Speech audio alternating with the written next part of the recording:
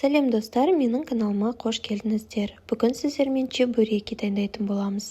Ал жасауды бастайық. Ең алдымен бізге қайнаған су міндетті түрде бөлме температурасында суы қажет. 190 грамм қайнаған су, оның үстіне 10 грамм тұз, 50 грамм сұйық май және де 500 грамм ұнымызды қосып, қамырымызды илейміз. Дайын болған қамырды 20 минутқа қойып қоямыз.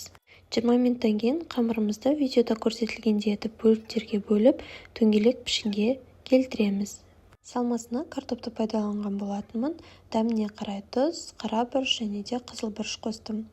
Бөліктерге бөлінген қамырды видеода көрсетілгендей етіп әрқайсысын жаямыз. Жайылған қамырдың ішіне салманы салып, вилканың көмегімен шеттерін басып шығамыз. Осы рецептпен жасап көріңіздер. Барлықтарыңызға ұнайды деген ойдамын. Осы видео сіздерге ұнаса, лайк басып, және де рецепт бойынша сұрақтарыңыз болса, комментарийға жаза кетсеңіздер болады. Вилканың көмегімен міндетті түрде шеттерін осылай видеода көрсетілгендей етіп басып шығамыз. Дайын болған чебуректерімізді қызып тұрған майға екі бетін қызартып, аударып пісіріп аламыз. Ас болсын!